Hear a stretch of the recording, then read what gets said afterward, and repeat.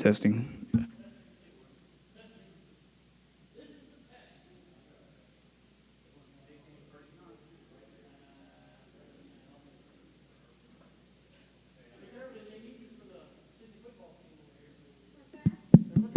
Testing, testing.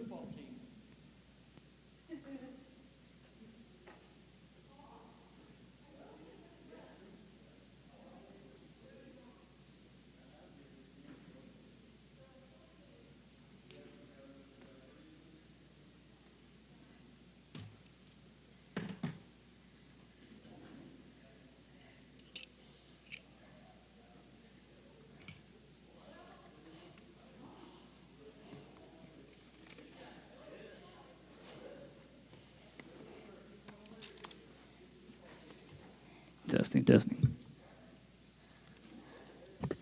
Testing. Testing.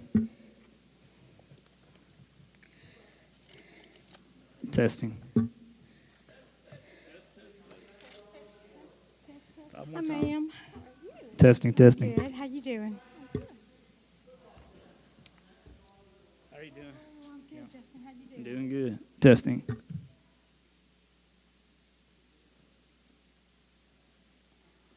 Testing.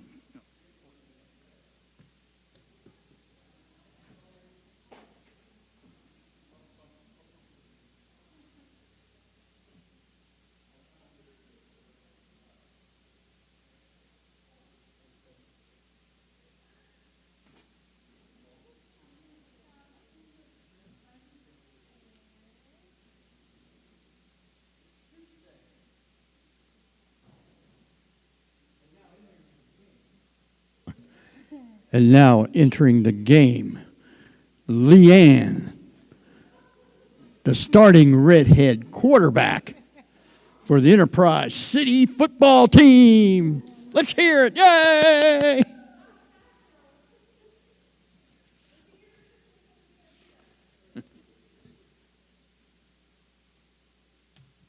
Or warming up in the bullpen. No, I was going to say the bullpen, but she's throwing a football, not a baseball. So what's wrong with this pitcher?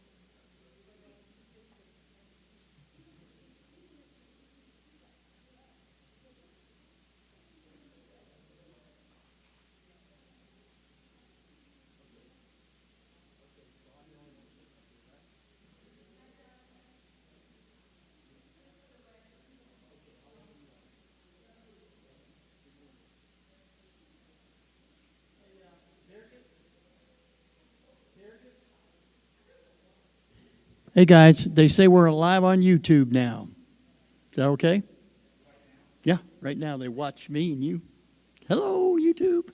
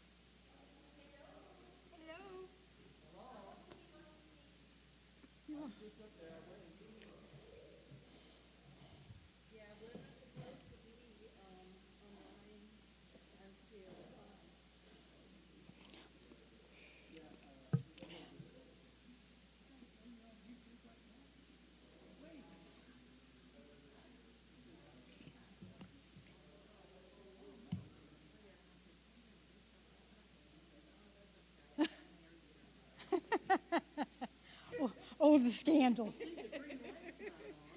Next thing you know, you'll be on what's happening in Enterprise. Well, he's gonna call Steve and because back then the on air, but for some reason at 4:30 was on. Normally it says ready.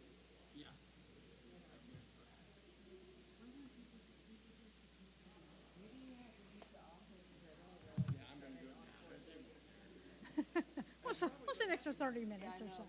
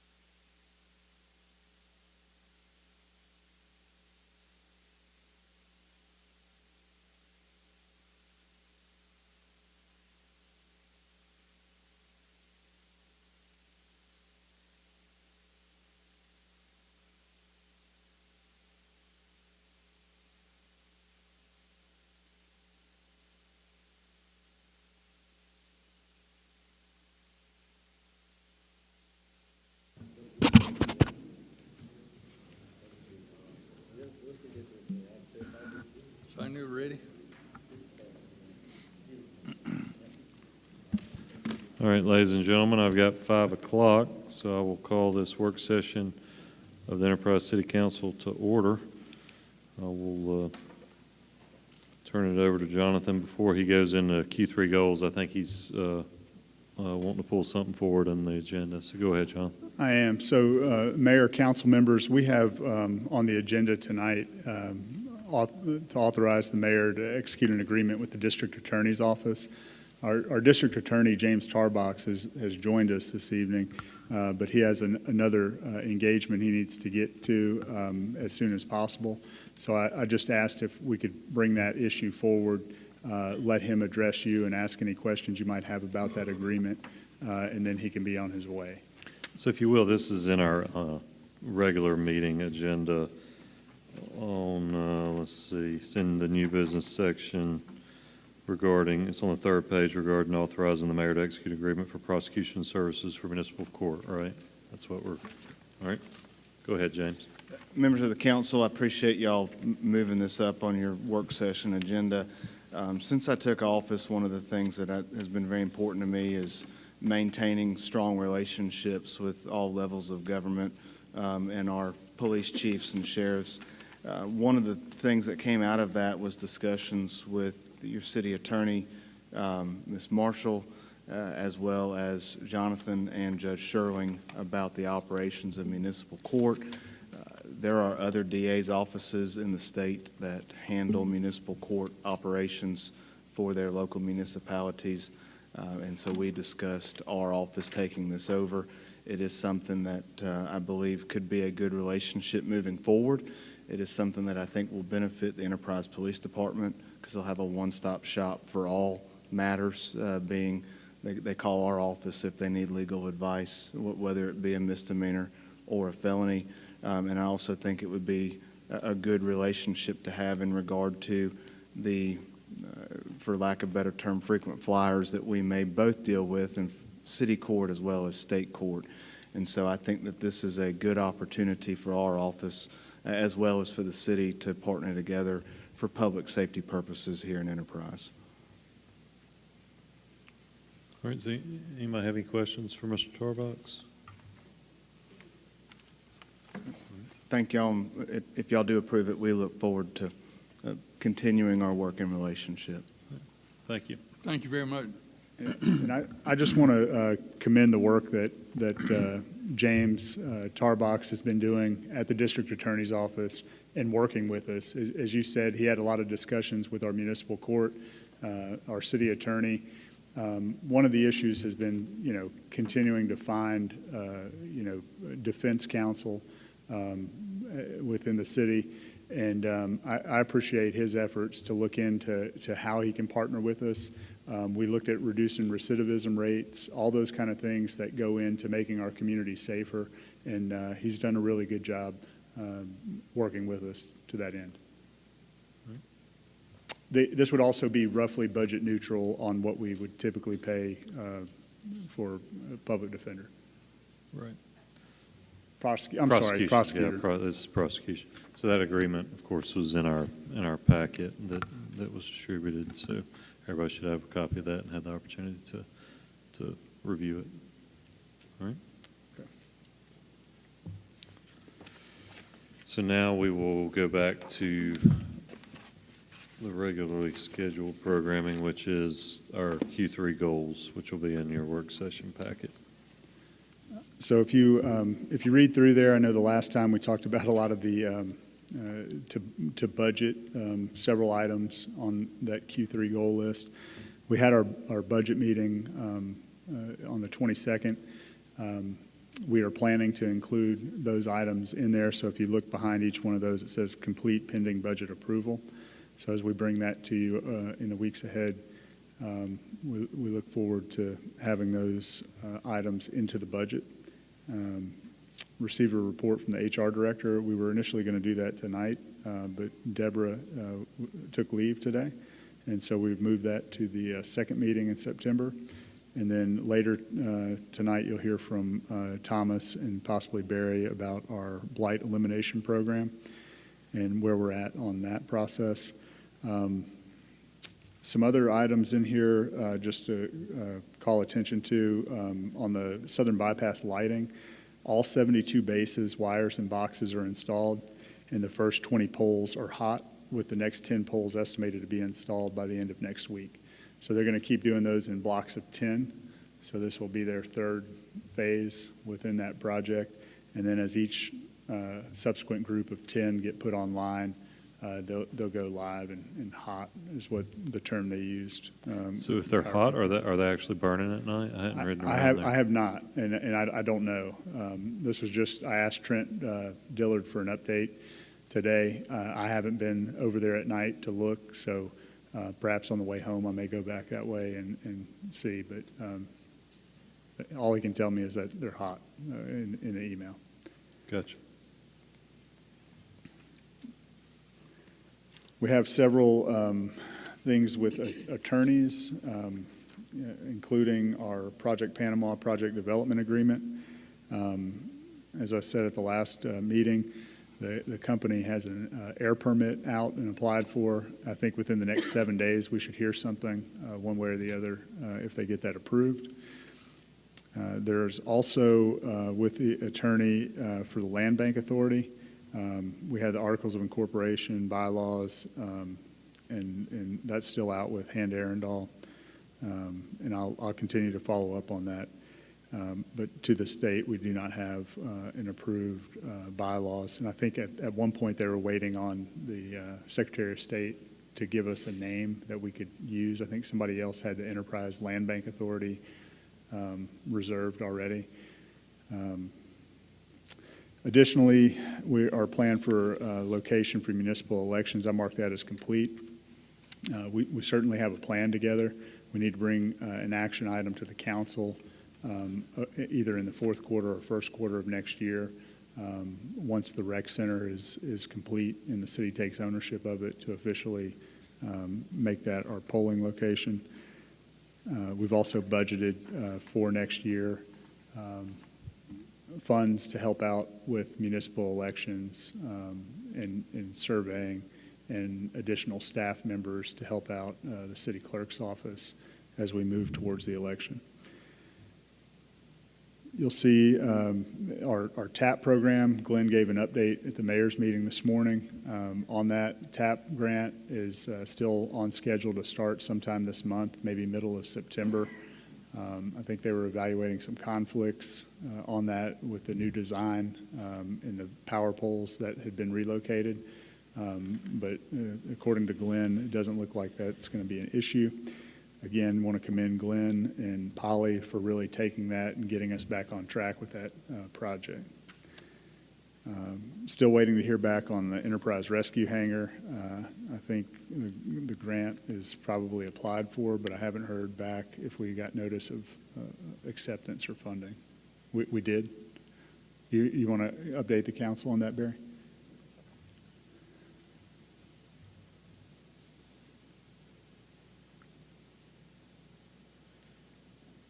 Thank you, Jonathan. I did talk to the Director of Aeronautics at ALDOT end of last week, and he said that he proposed that our project get approved, and that was approved all the way through Alabama Department of Transportation. He expects us to get a letter in the mail shortly with the grant offer to get us started on that. He told me to go ahead and get the engineering contracts ready and to get the project started. He said 100% confident that we're getting the money on the grant and to move forward with the project. They were excited to bring $500,000 towards this project for that hangar. And so as soon as I get something official, and I'll bring it back to council. And we'll also, besides the grant, I'll also bring the engineering contract up there for your review and approval as well. They're going through, if you remember when the engineers do their AEFE proposals, it goes to the state for independent cost analysis to make sure that it's fair and equitable for other projects that are like that. So the state does that independent fee review. So they're doing that right now. So as we get that back from the state, I expect maybe by next council meeting, actually, we could have the AEFE proposal back and the grant information for your review. It's great news. Yes, sir. Also on the on the work session agenda, you'll see issues from Q1, Q2, and Q3 added for future consideration. I did put 2 items on there just to make sure that, maybe at our strategic planning meeting or at some point in the future, they were on your mind. The first one is wastewater treatment capacity, and that's an issue that Barry and contract engineer, as you remember, we're administering some SRF funds that we received from ADEM to look at making improvements to our wastewater treatment facility. One of them on the south side off of Pistol Drive. The big issue there is, how much capacity do we have? And some early indications are maybe not as much as we would like. And so what does that look like, 3, 5, 10 years in the future? And do we need to start contemplating having funds or borrowing funds at some point along that timeline within our capital plan? So we don't have all the data yet on that. We're going to have a meeting over the next week with Ardura, who was awarded the contract to evaluate that for us and make recommendations and repairs within the grant. But I do want to point that out. And then additionally, it says additional fire station there. And that's something that Chief Davis has continued to highlight, is that at some point in the near future, and I don't mean next year, but probably over the next 5 years, the city may need to seriously consider an additional fire station. And so as we talk about our capital plans and 5-year plans, that's something that really is more macroscopic citywide, those 2 items that we need to be focused on. As we look at, how much do we pave in roads, I look at the infrastructure piece of that as kind of the same. And how do we want to prepare to do that in the years ahead? So any questions about that? Or Barry, if you have something on, I don't know if I missed something on the wastewater treatment.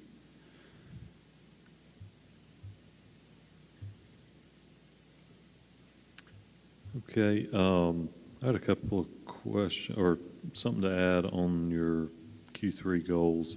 So there's an item, Jonathan didn't touch on it, but the professional strategic planning facilitator.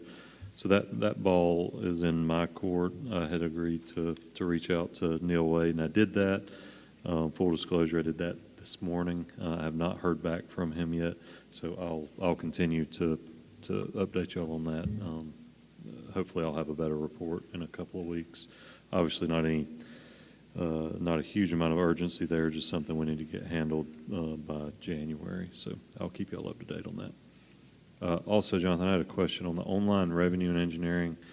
We were supposed to budget that in August for the, I assume that's getting revenue and engineering online. What's the status of that?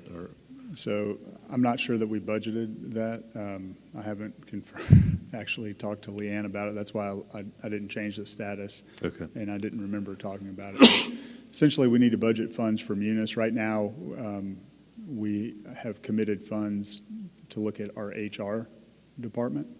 But we also recognize, I think Councilman Pageant was involved in some of the conversations with work orders and other things that we can do online for inventory. And this was part of that. So we do, Leanne, I don't want to speak for you, but we haven't officially sent you the budget, but I don't know what those numbers are, and I don't remember talking about this in the budget meeting. Neither do I. So once we get those numbers, would you like us to continue to look at adding that into the budget? I mean, it would be at orders of magnitude. I'm probably not the only one that needs a little refresher on what we're trying to accomplish here. So a lot of this is how we took our automated billing cycles for like water in particular online, and how do we do that with things like business licenses in the revenue department? How do we do it for permits and engineering, to the extent we can? And so what that is an investment in training our staff. If the system already works, if we have the capability within the Munis platform to do that, our staff needs to know how to use it. In some of these cases, it may be an additional add-on to the software that we would need to purchase from Munis. So each department has their own thing, but if you recall, one of the objectives was to do this all at one time, but we were limited and constrained by the fact that our IT department, our consultants are only so big, and our staff only has so much flexibility to learn new processes and procedures. So we tried to break it up into a kind of a multi-year approach. Right. So that's kind of the thought process, and this would be in orders of magnitude, probably in the tens of thousands of dollars, if we had to purchase new add-ons for the Munis software platform, and probably $10,000 to $20,000 in training for staff. So that would be, in blocks of hours that Munis would either come in person, which is what we've asked for the HR piece, to have a portion of in-person training and then online support for our personnel. So, I mean, obviously, this was a priority of the council to try to continue to push us in the direction of getting things online and kind of, meeting the expectations of our, in this case, customers, I guess.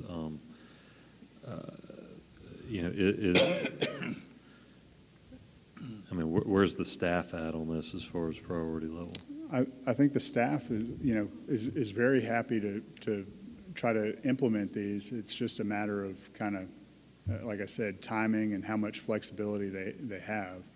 And we had even discussed possibly hiring temporary workers to help push that. That's right.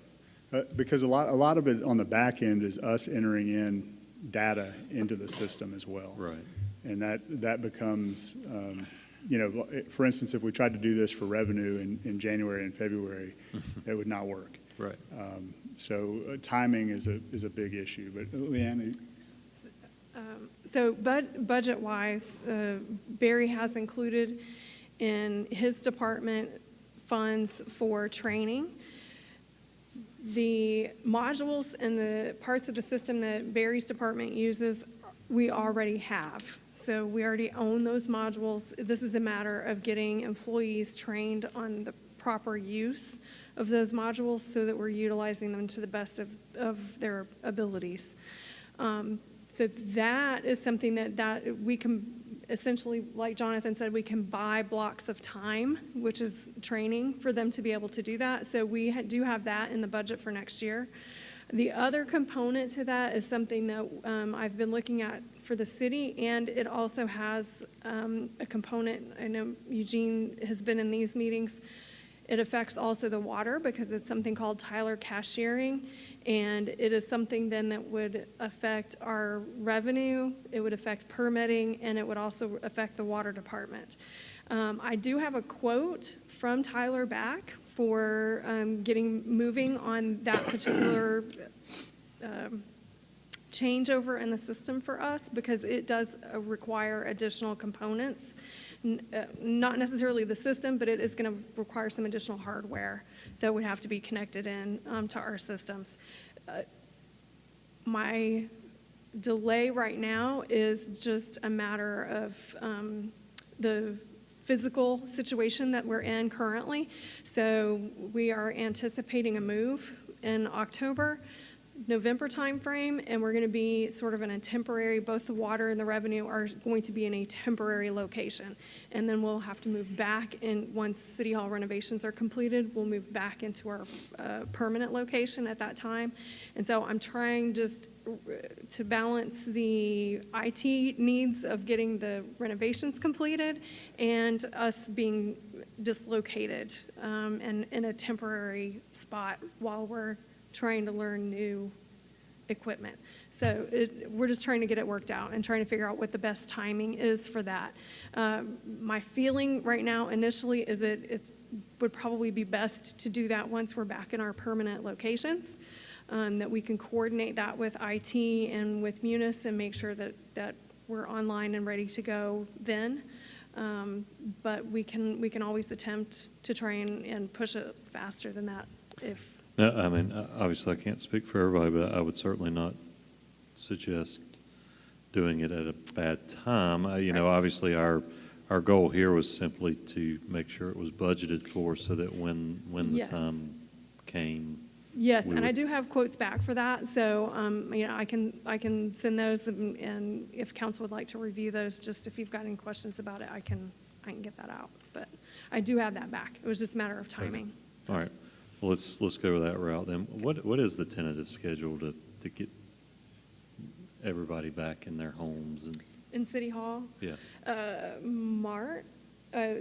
complete end, March, I believe. But Barry can probably give you a better update on that. So current schedule, we broke this into 2 phases. Phase 1, which is all downstairs, and then on the courtroom, mayor's side of the building, the right-hand side of the building, contractor is scheduled right now to be complete with that in October of this year. So we will have we'll have plumbing back in the building, which a lot of people will be really, really excited for. The intention is for the month of October, for about a 30-day process, we'll be moving everybody that's in the center part or the left-hand part over where Leanne's office is. They'll be transferring over to the other side in temporary locations. And then the police will be moving in downstairs, the whole bottom floor downstairs. That's for the month of October, end of November. Then we'll give the building back over to the contractor in November. They'll go from November to March to finish up Phase 2, which is the center part, and the left-hand side and all the corridors and public areas upstairs. Also, the exterior of the building, I'm expecting them to start on that after Christmas and start on doing, so they'll be painting the brick, redoing the lighting, doing the facade work on the outside of the building. So we're anticipating to be through with City Hall in March. Okay. All right. Any other questions on our Q3 goals? All right. Let's turn to the agenda for tonight's meeting. Review that quickly.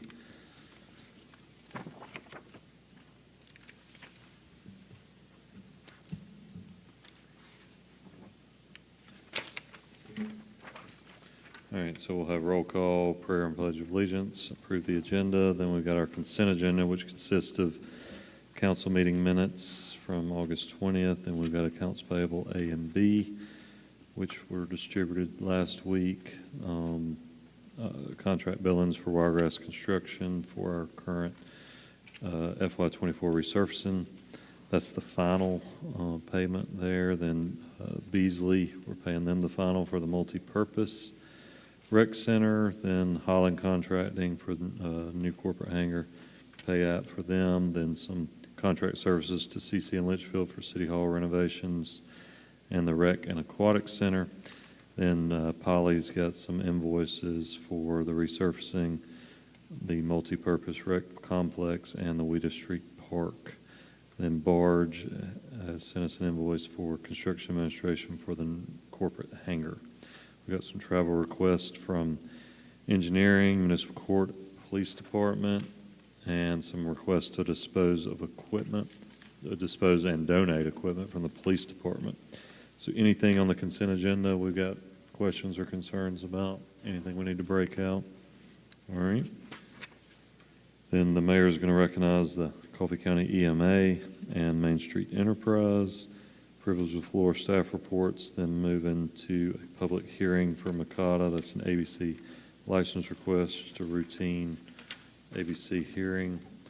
Then we've got approval of the FY 2023 audit, which we were presented with last council meeting. We've got a ordinance. Jonathan, this ordinance for the special events liquor licenses, is there any urgency on that? I know we discussed it last meeting. I don't think so. The main, I think, urgency is the group that wants to do this, First of the 212 here at the Civic Center, have to find a venue. Yeah, so when is their event? I think it's in November. Okay. Is that correct? November what? Do you remember? Mid-November. So if we introduce this, lay it over, and take it up in our meeting in September, that would be plenty of time for them to I think so. to have their event. Okay.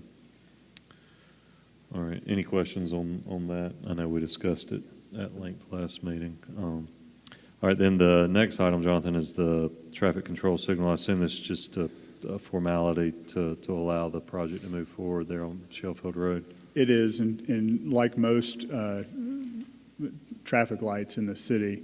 We have these agreements, and basically what it outlines is that we are responsible. We're taking ownership of maintenance of the light, repair, all that kind of stuff.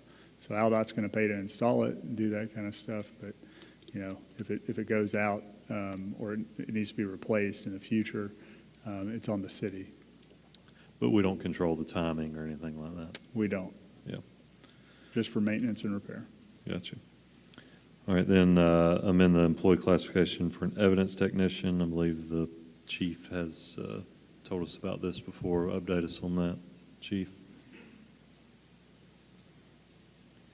It's just to reiterate, the patrol clerk position is kind of a position that didn't have a whole lot of responsibility since everything has gone to the computers, citations, recordings, and everything else. So it's not needed as much as I need an evidence tech that would come out, process scenes in the future, and categorize and organize our evidence room. And so that's more of a need than the patrol clerk. I'm at a position where I can do away with the patrol clerk, move somebody else, move and still keep her position, but move somebody else to create another job, when we create another job. So that's So it's just reclassifying current positions into something that's more useful? yes, sir, at a higher grade, because evidence tech is going to be required to be on call. They're going to be required to respond to scenes, to process. They have a lot more responsibility, so in my opinion, a little bit more pay. But I was going to tell the council one of the benefits that the mayor and I have talked about with this when we've spoken to Chief Moore. Right now, he's using patrolmen or other officers to take evidence to like Montgomery, for instance. So there's a lot of time, just up and back, not to mention the times that they're there, where those officers could be used for more productive things for the city. And that's the biggest thing that we saw a value in for this position. Gotcha. And this was contemplated in your budget for 2025? yes, sir. Okay. Any questions of Chief on this change? All right. Next item is the prosecution services for municipal court, which we already covered the first thing in our meeting. Then our multipurpose recreational complex phase 1. We've got a change order. Barry or somebody want to update us, or Glenn? Well, on Beasley, this is for the well, right? Yeah. So if you recall, on the multi-purpose recreational complex, that change order is a deduction. We had bid out a well. The well was not completed. So this reduces the amount recommended to be paid on that contract by $116,000. That's really what it boils down to. So and our plan is to dig a well on the other side, is that? It is. So because the well wasn't completed, we had to tap into city water because the contractor had already laid sod, and we wanted to keep the sod alive. So we made a decision to do that. It is not sufficient water pressure to tap into city water to operate it, as well as it's using a substantial amount of water this summer. We didn't know exactly how much, but I think the number was somewhere like 1 million gallons a month, and that is has the potential to decrease the capacity of the well to serve residents in the community at some point in the future if Enterprise continues to grow. So kind of talked to Alan Mahan and the water department as well. They would like us to do the well, and that was really the driving force behind why. Gotcha. Any questions on this change order, deduct? So we're going to save it on this round and spend it on the next round. That's right. All right. Then we've got a deduct on the resurfacing improvements, phase 4. Same deal. We had an underrun on the phase 4 paving contract by $37,000 and some change. we don't have a road or a project envisioned that we can just do for that amount. So we're just going to get that back in, and more than likely we'll use that money on Phase 5. Gotcha. Any questions on resurfacing change order? Then we're going to transfer some streetlight billing for Oak Ridge subdivision. Thomas, what are we doing here? It's not a huge item, $420 a year. Seems a little unusual. So this is kind of a interesting case. Basically, this is the normal thing that we do with subdivisions whenever the lights are installed and given to us. With this one, the lights were actually accidentally put in the developer's name and actually stayed in the developer's name for a little bit until he noticed, and then he turned them over to us and asked us to take them. And then, so that's what we've done, and it's through Covington Electric. I believe it's annual cost of $400. Correct. Yeah. 420. But that's basically what Okay. it is. So it was just an oversight on the developer's part. Yes, sir. To not make the request until now. Okay. Any questions on that? All right. Then we'll have a public hearing consideration for ABC license request for a special permit for Sixtel Oktoberfest. Who's going to tell us about this?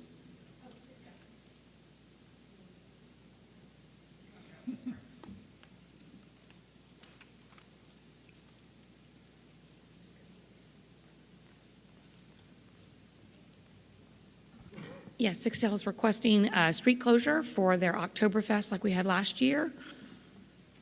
And so they should have their request in front of you. Yeah, it is. And they will be here at 6 o'clock. Okay.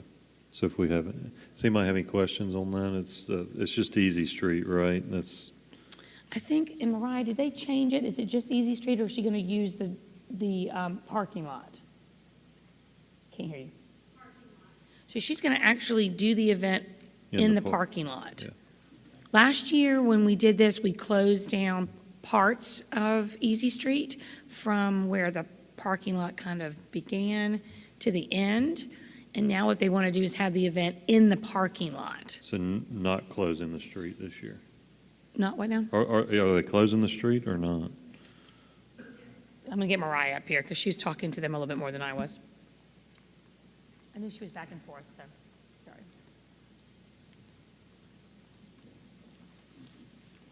And Craig will be here at 6.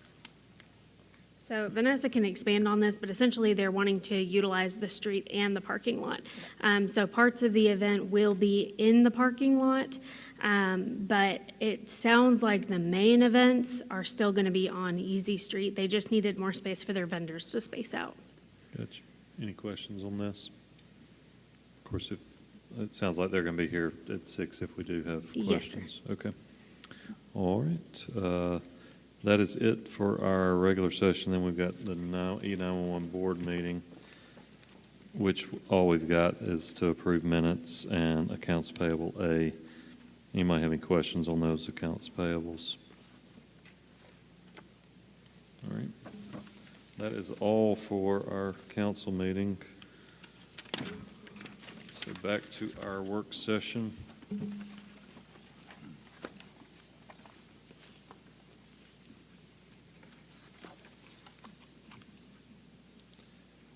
Barry, I think you've got a report, Barry and Thomas, on our nuisance property update, which was a goal of ours, was to get a quarterly update. I believe y'all are just simply accomplishing that goal, right? Yes, sir. So I wanted to bring up the blight elimination program update for September and just kind of go over some of the highlights that we've been able to accomplish and where we are on some of the major nuisance property issues that we've been having. So if you recall, back in June of 2024, we adopted 2 new ordinances, one to deal with dilapidated buildings and one to deal with overgrown vegetation. Thankfully, with those ordinances, we've actually been able to get some traction on what we've wanted to accomplish. So within those ordinances, overgrown vegetation, we have been able to actually bring 20 properties for resolution to the council. 8 of those have been mitigated by the owners of the property, either before they got to your desk for resolution or after, once we put the signs up declaring when we'd have the public hearing. So it's been effective in getting the public to respond and clean up their properties. 10 of the properties are still pending public hearing, and then 2 of them are awaiting the city to abate them. Once those dates have been set that we will abate those properties, we will notify the council and let them know of that. Is our plan to abate those ourselves, or are we going to hire contractors to do that? So our plan is to abate them ourselves this go-around, and then potentially look for, go out for bids and seek private contractors to be able to handle them. How do we ascertain our cost when we do it in-house? We just keep up with time and material and apply some market rate to that? Yes, sir. So from what I understand is we will get the going rate of like the hourly, the equipment, the fuel, everything like that. And then we will all apply like an administrative fee to the to that as well for everything that we did in-house going through the process of getting it abated. Gotcha. Within the demo ordinance, recently we identified about 131 properties. I want to say that was back in May of this year that are either potentially need to be demolished or that we know 100% needs to be demolished just from the outward appearance of them. Some of these are completely fallen in. Some of them have been caught on fire and are total loss. And so with that, we've been able to start 3 phases of the demo initiative. Phase 1 has already been ran through the attorney, and the letters have been sent out notifying the property owners that they need to abate these issues. And then we're moving throughout the process to go through like the less pendant orders that have to be filed, and all of the legality that we have to go through to actually bring it before the council to be able for you to declare it a public nuisance and for us to abate the issues. So phase 2 and 3, I sent those to the council last week, pictures of what we have identified. I would also like to say Mr. Goolsby, or Councilman Goolsby, brought it up to me today that we have added 1 property to phase 2.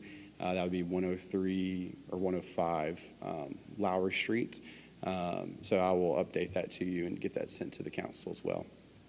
The plan with that is for phase 1 of the demo initiative to be completed in January 2025, and then each subsequent phase to be the next month. So we're bringing 8 to the council at a time. That's what our consulting attorney has advised us to do. And then we are hoping, if everything tracks the way it should, we to put 8 properties on the ground every month of 2025. Now, again, are we going to do this with city personnel, or are we going to contract it? Barry was able, or actually asked for your council permission to seek bids to be able to demolish those properties. I believe he asked for it a couple months ago, so the plan is to do it with private personnel. Yeah. Councilman, we included it in my budget request for 2025 as a line item under Public Works, under engineering, to use a third party or outsourcing the demolition of those structures for this portion. We are going to be, at least the first couple of rounds, we're going to do the grass abatement in-house with Public Works forces till we see kind of how that's going to run. But taking 8 houses down every single month, we're going to follow a similar procedure that we did for CDBG, where we'll do them in batches. The smaller batches, we'll be able to put those out to smaller contractors, should get good prices. And the numbers that you saw in your budget packet last week, I guess, time flies, was based upon a general order of magnitude of what we saw for those buildings that came down the CDBG project that we just completed. So when we say January, they go out to bid January? No, sir. So if the process like I said, if the process follows suit the way it should, they should be on the ground in January. So Okay. that phase Awesome. one should be completed in January if everything goes the way it should throughout the process of when we have to do the less pendens orders, we have to bring them to you, we have to notify ADEM, all of those types of intricacies. As long as everything follows suit, we should have them down by January 2025. And that takes asbestos testing and all that into account? too? Yes, sir. Awesome. Advertisement, asbestos testing, those types of things. All right. Outside of that, I know that we have identified 3 areas that we are having a lot of nuisance property issues and a lot of blight issues, that being Colony Drive, Village Heights Apartments, and the Castle Ridge Apartments. So the City of Enterprise has actually engaged an attorney to bring about a case against the Village Heights apartment owners to get the parking areas and the roads fixed within that complex. That had, in February, went to court, and the judge had ordered the owners to fix the parking areas and fix the streets within that complex within 180 days. 180 days has expired, and the apartment complex has not been fixed and brought up to standard. So on October 7th, we have a court date set for them to show cause of why they did not fix the issues, and if they can't show cause, to find them in contempt of the order. Once that's done, we will notify the council of what the judge brings their way. So do we know the end game there? What happens if they just continue to refuse? So when the first order came in February, we were actually relieved of all responsibility within that complex for first responders and sanitation services and so forth and so on, because the judge ruled that road was in such a state that we could not safely send city personnel in there. After that's done and we find them contempt of the order, the judge did say that there will be penalty for not bringing the complex up to standard, all the way up to potentially closing the complex. So I was, I think Thomas may have been there as well, but the judge did make the statement that if they can't get the public areas to the point that we get first responders and city utilities, maintenance personnel down through there, that he was prepared to shut the facilities down completely and not allow people to live there or rent them in that facility if they don't take care of this issue. So we have to go back to court to see what the judge actually does rule for the next side, but I would not be surprised if he shuts down the apartment complex for not complying with this. And these are the one off of Apache? It's off Apache, yes, sir. Is that in October, did you say, Thomas? For the next court, or November? Yes, the next date is October 7th, and what I've been advised is that most likely, that date, they will, again, give them a amount of time that they need to abate the issue, but once that time has ran out, there will be a consequence at the end of the time period. Thank you. And this is holding all property owners jointly and severally responsible for the public areas, right? Yes, sir. Which judge is this? Is it local or county or state or what? It's Judge Kelly with the locally. Okay. And then kind of wrapping that back around, in February and March of this year, we began the same process with Colony Drive and Castle Ridge apartment complexes to get their parking areas and streets repaired and brought up to standard. All of the property owners were notified through certified letter. We have met with a couple of the property owners who have been trying to figure out how to repair the roads, but no progress has been made to actually repair the roads. So we plan on doing the same process that we've done with the Apache Drive apartments, with Colony Drive and Castle Ridge, bringing them through the court system, getting a judgment and hopefully either getting them fixed or getting the unsafe areas closed down.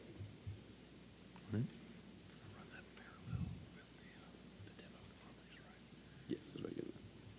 Yes, sir. And so, and what Barry was just asking is that if it will run parallel with the demo of the properties, and structures on Colony Drive and in Castle Ridge Apartments have been identified in Phase 1 and Phase 2 of the demo initiative, and future phases will include more of those properties from that area.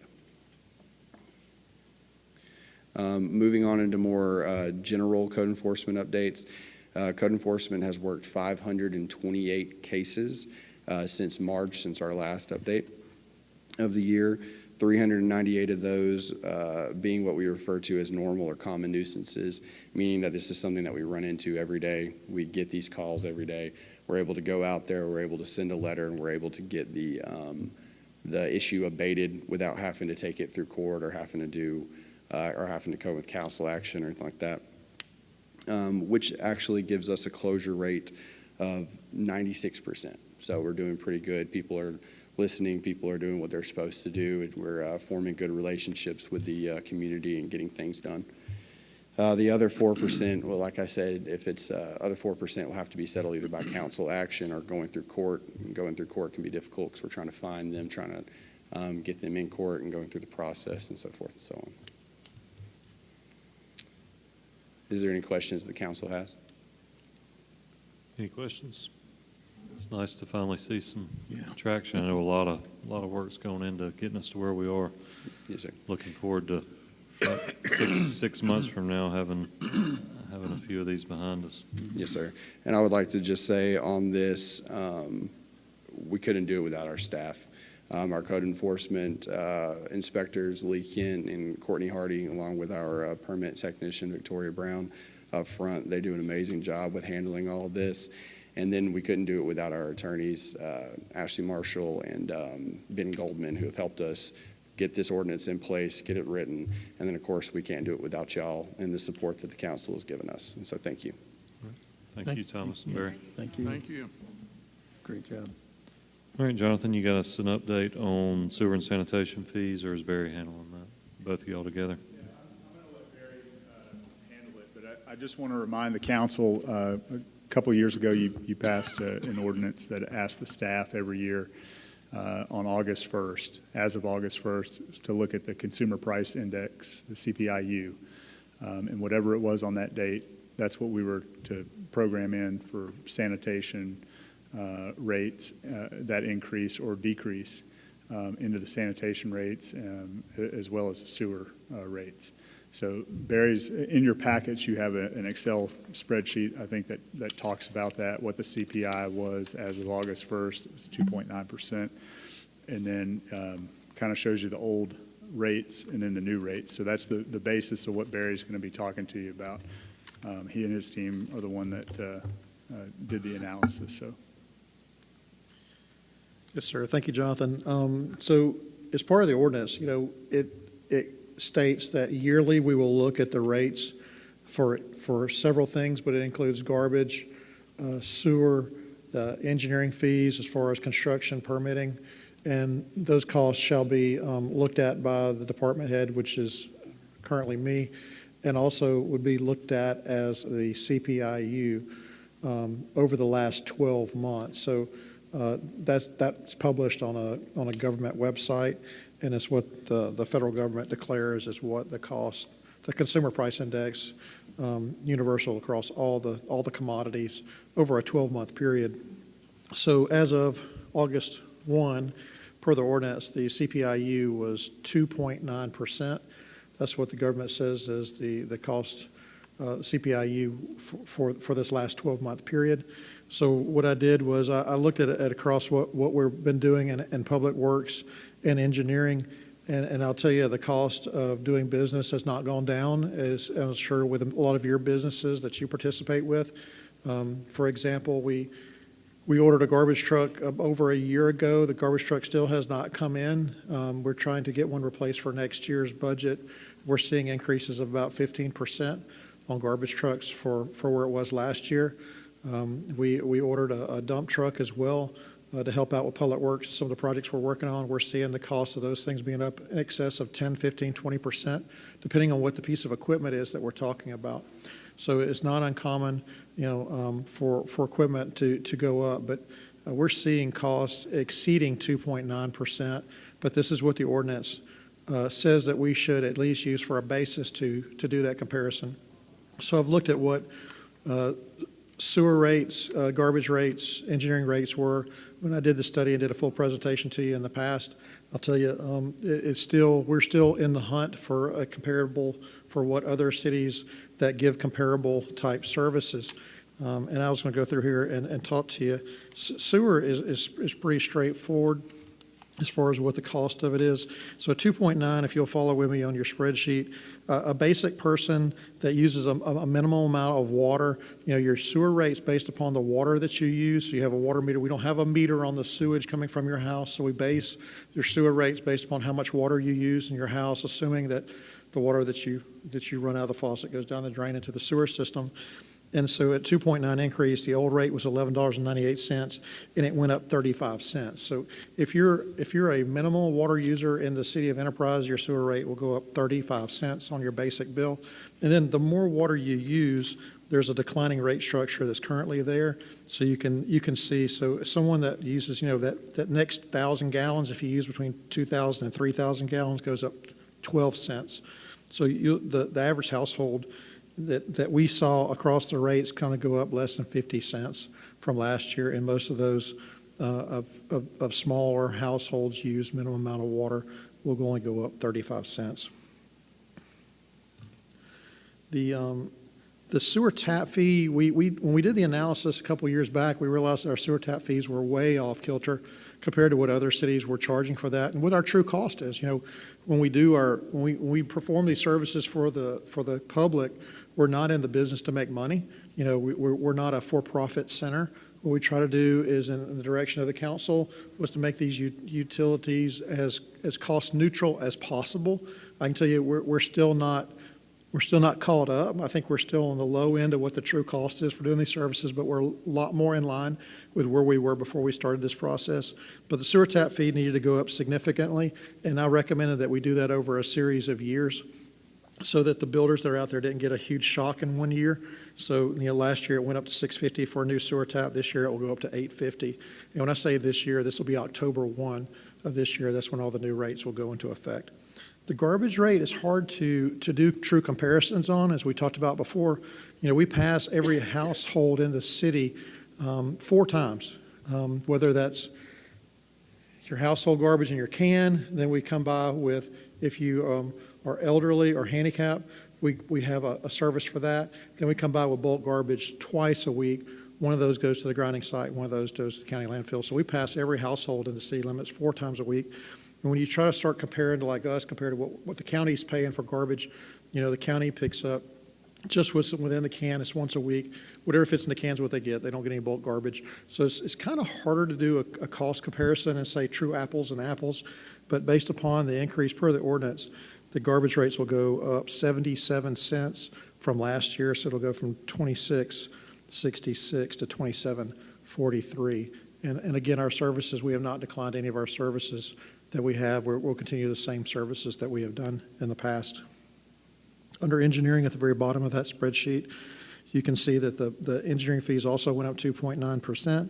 So I did, over in the far right, I just did a comparison, just what does it mean for someone that's doing a renovation project? And this is not on your sheet, but under $25,000, doing a $25,000 renovation at your house, the cost was, apologize, my pen. Instead of $132.49, currently it's $128.75. So it's a $3 increase. So if you're doing a $25,000 improvement at your house, it costs you $3 more next year after October 1 of this year than it did last year. And then on the extreme end of that, $275,000. So if you're building a new home or doing a major renovation at your house, that went from $901 to $927, or $26 increase. That's what the home builder would see as a $26 increase in their permitting bills for that dwelling or improvement for for construction. So again, I just leave you with trying to keep these as cost neutral as we can.